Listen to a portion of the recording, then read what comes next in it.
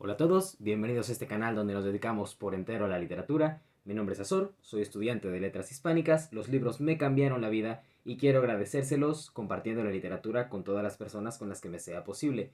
Antes de comenzar con los capítulos de hoy, no olviden dejar por favor sus dudas en los comentarios para que las resuelva en un próximo video, o por el contrario, si cometo algún error o si cometí algún error en el video pasado, no duden en hacérmelo saber en los comentarios si proporciono algún dato erróneo, de forma respetuosa para que todos podamos aprender algo nuevo.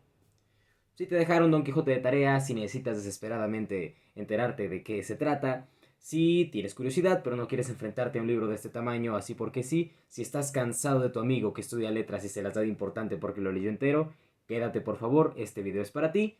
Explicaremos paso a paso los siguientes capítulos de Don Quijote, es decir, el 6, 7 y 8. Y bueno, seguimos con Don Quijote.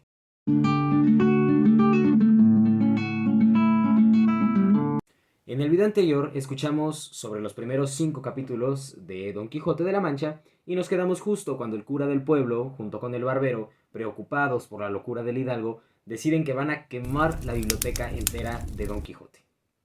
El cura, la sobrina y el ama entran a la habitación donde tenía Don Quijote sus libros, que eran más de 100 libros, grandes y bien encuadernados, además de muchos pequeños. Les propongo que cuenten ustedes cuántos libros tienen. Yo aquí tengo unos cuantos y tengo otro librero con más libros, pero les aseguro que tienen más libros de los que creen. Pero 100 libros, además de varios pequeños, en la época de Don Quijote era una barbaridad, era una cantidad extraordinaria de libros. Muy pocas personas podrían permitírselo. Se entiende que Don Quijote desperdiciaba su hacienda comprando y encuadernando libros, porque además, esto es un dato curioso, usualmente no te vendían los libros como estamos acostumbrados. Hoy puedo comprar Don Quijote de la Mancha y tenerlo aquí, muy bonito y muy listo. En esa época no. En esa época lo más común era que te lo vendieran por folios, por pedazos. Tú ibas comprando y decías, quiero los primeros 100 folios de Don Quijote. Te los daban, ahí los tienes y te vas a leerlos. Pero Don Quijote los tenía todos encuadernados. Eso era un dinero aparte. Se compraba todos los folios y después los mandaba a encuadernar. Eso es muy caro y nos habla de lo mucho que amaba Don Quijote sus libros y hace que duela más que quieran quemarlos. Entonces el cura pide al barbero que le vaya pasando los libros de uno en uno para revisar pues cuáles merecen salvarse y cuáles van a terminar quemados. El primero es Amadís, que les presenté en el video pasado. Deciden salvarlo por ser el primero y mejor libros de caballería de España. Siguió Espaldín, lo arrojaron por la ventana para quemarlo. El siguiente fue Amadís de Grecia, ese y todos los demás descendientes de Amadís, que son bastantes porque se volvió una lectura muy popular, terminan cayendo por la ventana listos para ser quemados. Tiran muchos otros libros, además de Amadís solo se salva Palamedín de Inglaterra, Tirante el Blanco y Don Belianis. El cura no quiere quemar los libros pequeños, pues asume que son poesía y no van a causar ningún problema, pero la sobrina lo convence diciendo que pues si ya su amo o su... perdón, no sería su amo, sería su tío, ya se volvió loco por los libros de caballerías, pues no vaya a ser que ahora leyendo poesía sobre pastores se vaya a querer volver pastor. Lo cual es, spoiler, es una prolepsis, porque al final de la segunda parte, que se escribe 10 años después, efectivamente Don Quijote le va a dar por volverse pastor, pero eso, si siguen apoyando los videos, lo veremos más adelante. En fin, deciden que sí van a quemar los libros sobre poesía, poesía pastoril, se sobreentiende.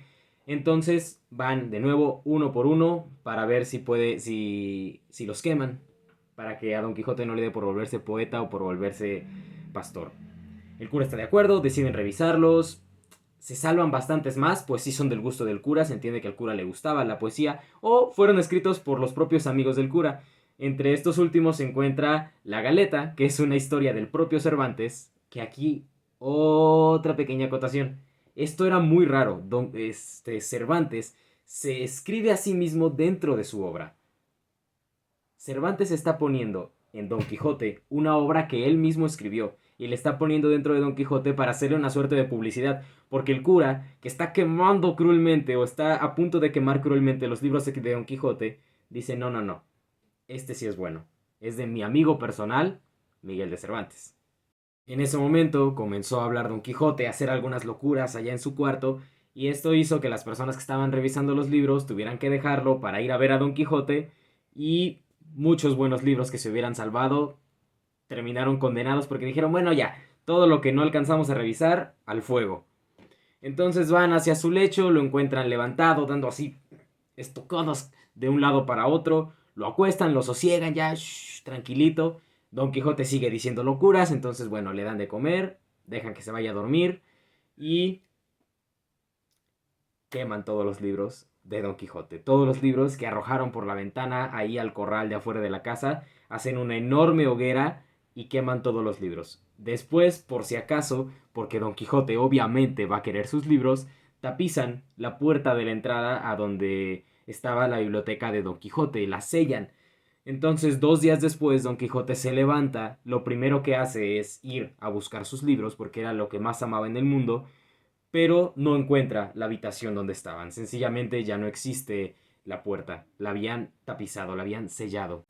Don Quijote, pues, al encontrar la puerta, al no encontrar la puerta, más bien, va con su ama de casa, su ama de llaves, y le pregunta que dónde quedaron sus libros.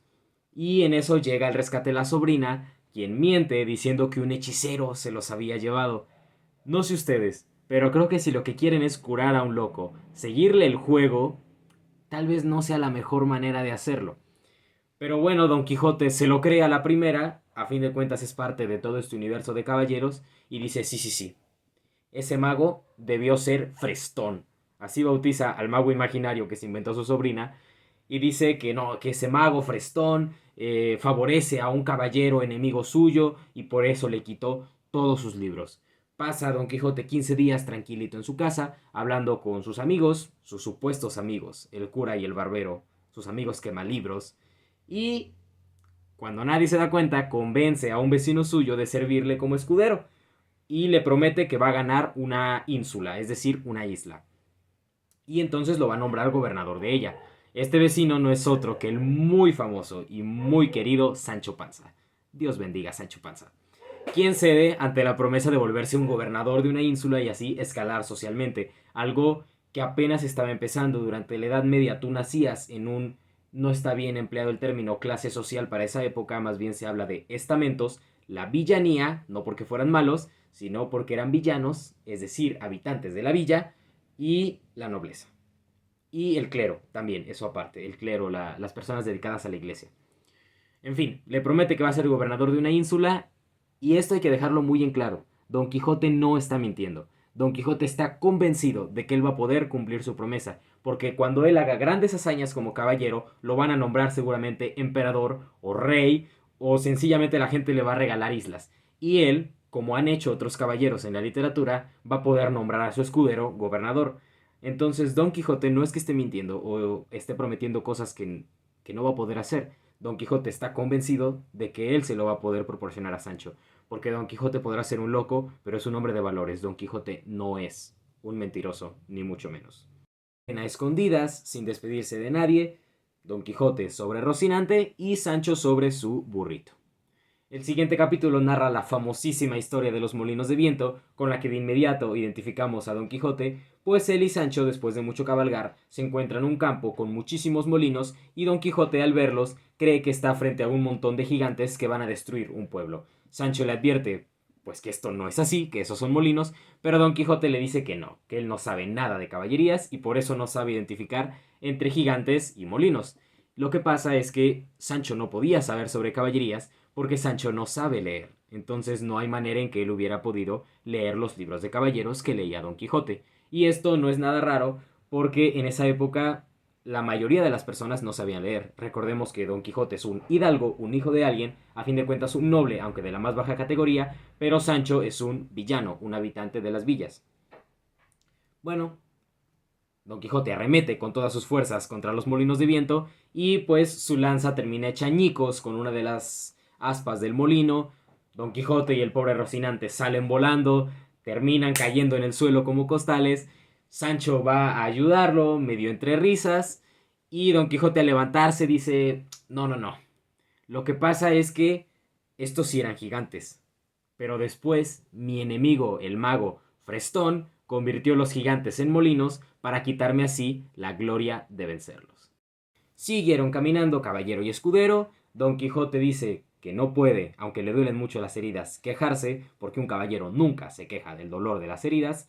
y deciden pasar la noche ahí en el descampado entre unos árboles, donde Don Quijote toma una rama y le pone la punta de lanza que se le rompió. Esa noche Don Quijote no duerme por estar pensando en Dulcinea, a pesar de que él se la inventó. Don Quijote cree firmemente que Dulcinea existe. Él no es consciente de que se la inventó. Él, en su locura, está realmente enamorado de Dulcinea y le va a ser leal durante toda la obra. Así que no duerme por estar pensando en románticos pensamientos con Dulcinea, pero Sancho sí. Sí, Sancho duerme. En la mañana siguieron su camino hasta llegar al puerto Lápice. Ahí advierten que Sancho no debe ayudarlo en las batallas contra caballeros, pues según la tradición no le es lícito. Solo puede empuñar el arma contra enemigos más bajos, más rastreros. Porque los caballeros, aunque sean los enemigos de Don Quijote, a fin de cuentas son caballeros y por eso se les debe respetar. Pasan dos monjes en eso de la Orden de San Benito en unos dromedarios y detrás viene una comitiva escoltando en un coche a una señora rica. Al verlos Don Quijote cree que son dos canallas que están secuestrando a una princesa. Sancho de nuevo le advierte que no es así, pero Don Quijote de nuevo no le hace caso. Notemos, y esto es importante, que en este punto de la historia Sancho sirve como una voz de la razón. En un principio es el narrador quien nos ayuda a distinguir entre la realidad y lo que ve Don Quijote en su locura, como cuando llega a la posada y Don Quijote cree estar en un castillo. Ahora es Sancho quien cumple ese papel. Sin embargo, más adelante tendrán que reemplazarlo otros personajes porque el simpático escudero va a parecerse cada vez más a Don Quijote y participar en su locura conforme va conviviendo con él. Y, esto es un secreto, pero nosotros también. Dicen que uno se vuelve loco leyendo a Don Quijote y ya no estoy muy seguro de que no sea cierto. Pero bueno, volviendo con el hidalgo, este arremete contra uno de los frailes, quien se tira al suelo y así se libra de morir, se libra de la estocada. El otro espolea su montura y sale huyendo, mientras Don Quijote ya se siente ganador y entonces va a hablar con los del carro y Sancho se pone a desnudar al fraile y a quitarle sus posesiones. Y cuando los mozos ahí, los que ayudaban al fraile, ven a Sancho ahí mancillando a su señor, pues le preguntan que qué hacía. Y él respondió que él tenía derecho, como escudero, a tomar, pues, los despojos de la batalla que su señor había ganado. Los mozos, pues por toda respuesta, lo golpean y lo dejan ahí maltrecho en el suelo mientras que el fraile pues termina de huir junto con su compañero. Don Quijote, que estaba hablando con la señora del carro, le anuncia su libertad, le dice su nombre y le pide que vaya al Toboso a darle señas suyas a Dulcinea, a decirle que fue salvado por el gran Don Quijote, que está perdidamente enamorado de ella. Un mozo que iba con la señora lo insulta y le ordena que se quite, y Don Quijote, furioso, arremete contra él. El mozo, un vizcaíno, saca su espada y toma una almohada como escudo y se empiezan a batir en duelo y le hace una herida a Don Quijote. Una herida chiquita. Ambos contendientes arremeten contra el otro, pero el narrador detiene la acción justo aquí, diciendo que no hay más documentación. Esto es un recurso común en las novelas caballerescas, donde dan a entender que la historia sí es verdad y que el narrador lo está leyendo o lo está escribiendo a partir de documentos que encontró. Esta vez lo dejaremos por aquí, solo fueron 3 capítulos, pero el siguiente es muy complejo y requiere un video completo para explicarlo adecuadamente. Entonces, si quieres saber por qué es tan importante este capítulo y cómo termina la feroz batalla entre Don Quijote y el vizcaíno, bueno, suscríbete, por favor, me ayudarías mucho, dale un like si te gustó el contenido y no te pierdas el próximo video. Saludos.